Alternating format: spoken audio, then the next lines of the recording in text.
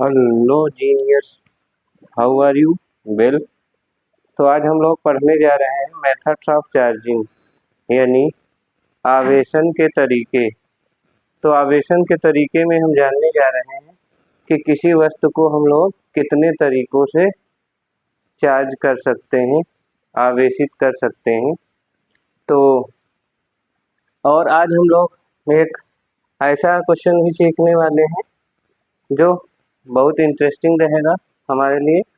तो चलिए हम देखते हैं मेथड्स ऑफ चार्जिंग।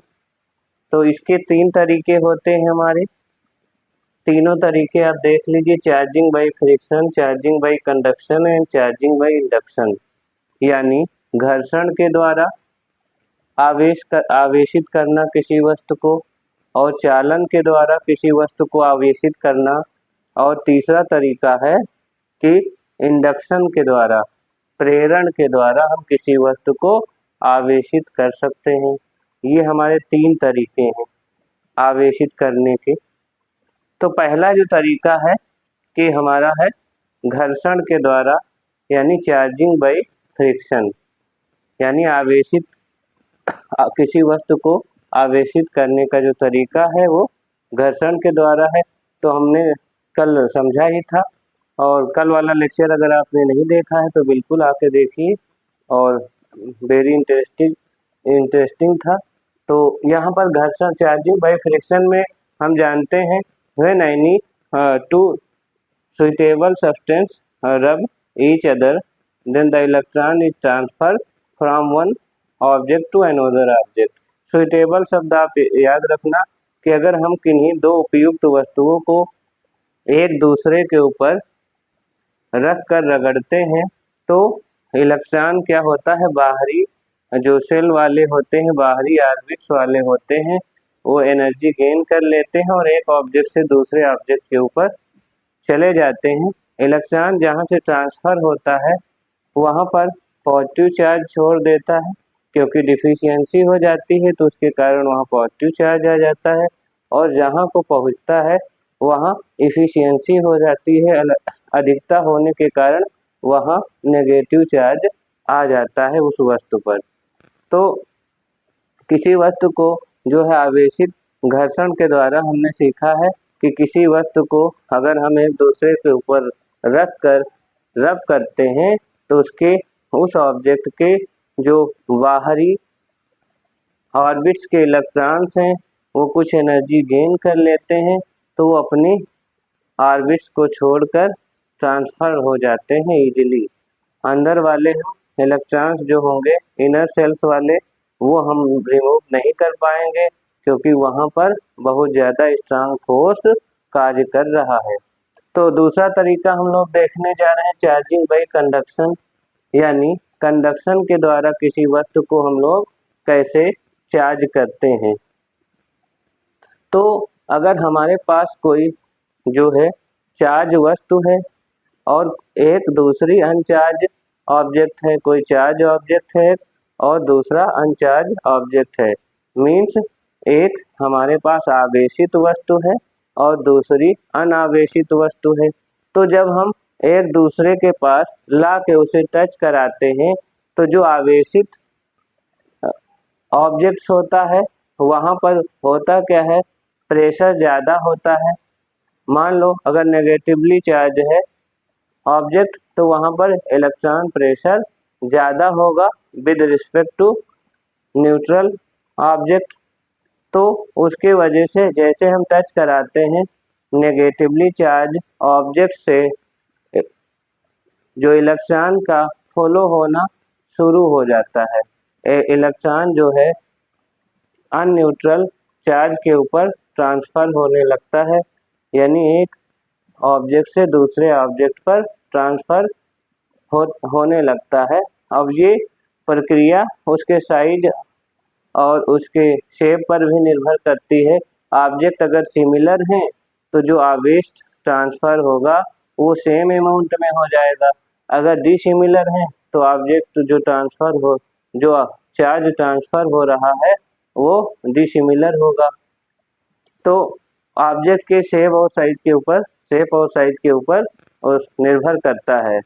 तो यानी जब दो उपयुक्त वस्तुओं को हम एक दूसरे से टच कराते हैं तो एक पर इलेक्ट्रॉन का प्रेशर ज़्यादा होता है और एक पर कम होता है, तो ज़्यादा वाले से कम वाले के ऊपर इलेक्ट्रॉन ट्रांसफ़र हो जाते हैं और तब तक ट्रांसफ़र होते रहते हैं जब तक दोनों ऑब्जेक्ट का जो आवेश है उसके साइज के अनुसार रीडिस्ट्रीब्यूट ना हो जाए, तब तक होते रहते हैं। तो इस तरह से हमारे टच कराने से भी हम लोग एक वस्तु वन ऑब्जेक्ट को अनदर ऑब्जेक्ट से हम चार्ज कर सकते हैं बाय टचिंग।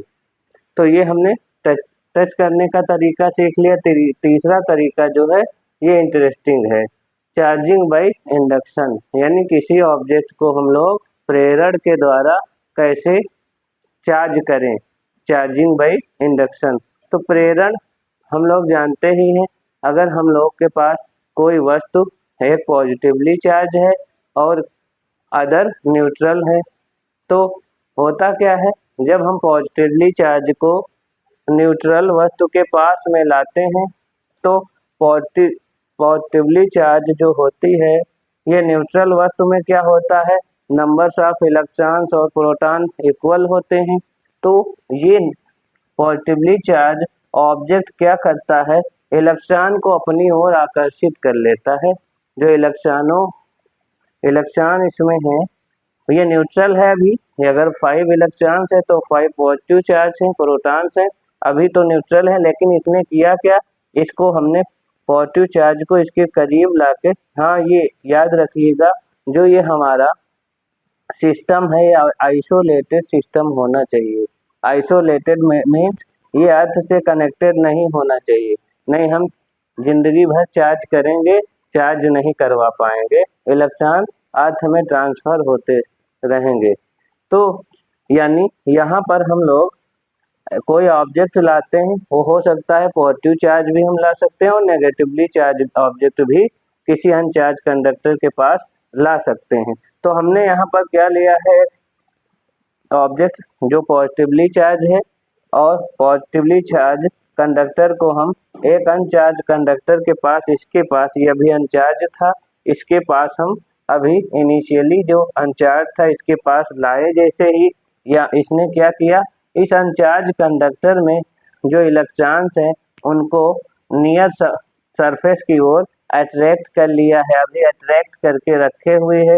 अब ये जो सिस्टम है हमारा, इसको हम ऐसे ही रहने देंगे, हिलाएंगे नहीं, और हम करेंगे क्या, बड़ी केयरफुल्ली इसके अदर सरफेस को, फार सरफेस को हम लोग टच कर देंगे, कहाँ से, अर्थ से। तो जैसे ही अर्थ से टच करेंगे, अर्थ से हमारे कुछ इलेक्ट्रॉन ऐसे आके इस पॉजिटिव चार्ज को न्यूट्रलाइज कर देंगे, क्योंकि जो हमारा अर्थ है वो हम आपको बता ही चुके हैं, इसमें बहुत सारे इलेक्ट्रॉन हैं, यानी वो समुद्र है इलेक्ट्रॉनों का या प्रोटॉनों का, यानी यहाँ से चाहे जितना हम लोग अमाउंट में चार्ज ले सकते हैं और इसको दे भी सकते हैं, ये ना नहीं करेगी, ठीक है ना।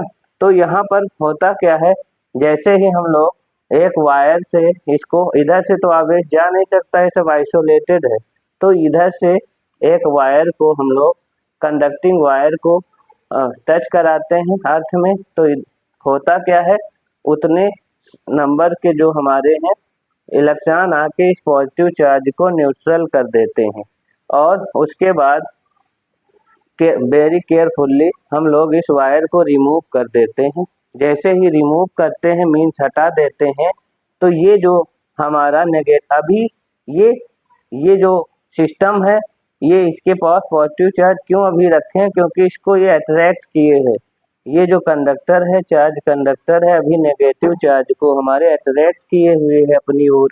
तो होता है क्या है, अब जब रिमूव कर देंगे उसके बाद हम लोग इस चार्ज कंडक्टर को हटा सकते हैं, और जब हटा देंगे तो ये जो नेगेटिव चार्ज था हमारा कंडक्टर के ऊपर यूनिफॉर्मली स्प्रेड हो जाएगा, फैल जाएगा। इस तरह से हम कह सकते हैं कि हमने बिना छुए हुए एक अनचार्ज कंडक्टर को नेगेटिवली चार्ज कर दिया है। तो ये जो हमारा तरीका है ये विदाउट टचिंग है और बाई इंडक्शन के द्वारा है। तो यहाँ पर एक आप ये भी प्रश्न कर सकते हैं कि सर जो है हमको अगर पॉजिटिव चार्ज इंड्यूस करना है तो क्या करेंगे, तो हम सीधी सी बात है यहाँ पर जो भी चार्ज ऑब्जेक्ट लाएंगे, सुइटेबल चार्ज ऑब्जेक्ट लाएंगे, वो हमारा नेगेटिवली चार्ज होना चाहिए। बस जब नेगेटिवली चार्ज होगा तो वो प्रोटॉन को अपनी ओर अट्रैक्ट कर लेगा और इलेक्ट्रॉन उससे दूर चले जाएंगे। इलेक्ट्रॉन जब दूर रहेंगे और इस सिस्टम को आगे बढ़ाएंगे तो यहाँ पर पॉजिटिव चार्ज अट्रैक्ट हो जाएगा, क्योंकि उस केस में ये नेगेटिवली चार्ज होगी ऑब्जेक्ट। तो यहाँ से फिर से हम इसको केयरफुल्ली अर्थ से कनेक्ट कर देंगे। तो यहाँ से अब इस बार प्रोटॉन आके उस होगा क्या, उस पॉजिटिव चार्ज को न्यूट्रलाइज कर देंगे और बाद में हम लोग केयरफुल्ली रिमूव कर देंगे। तो उस केस में ये जो पॉजिटिव चार्ज था और इस सब ऑब्जेक्ट को, चार्ज ऑब्जेक्ट को हम लोग दूर हटा सकते हैं। तो आराम से यहाँ पर अगेन अब हमारा ये कंडक्टर पॉजिटिवली चार्ज हो जाएगा। तो ये प्रोसेस है हमारा चार्ज करने का। एक हमारे पास और क्वेश्चन है कि जो हमारे एरोप्लेन्स होते हैं उनके जो लैंडिंग वाले व्हील्स होते हैं, पहिए होते हैं, वो आपके कंडक्टर्स के क्यों बनाए जाते हैं, लेस कंडक्टिंग क्यों होते हैं। तो ये भी सवाल इसी पे आधारित है, क्योंकि जो ये आपकी चार्जिंग बाय फ्रिक्शन के ऊपर बेस्ड है, इसलिए बनाए जाते हैं। क्योंकि जो जब हमारा एरोप्लेन लैंडिंग कर रहा होता है या टेक ऑफ कर रहा होता है, उस समय एयर का फ्रिक्शन और हाईवे के ऊपर तेजी से दौड़ रहा होता है, तो वहाँ पर चार्जिंग एक्यूमुलेट हो रहा होता है, चार्जिंग बहुत ज़्यादा इकट्ठा हो रहा होता है।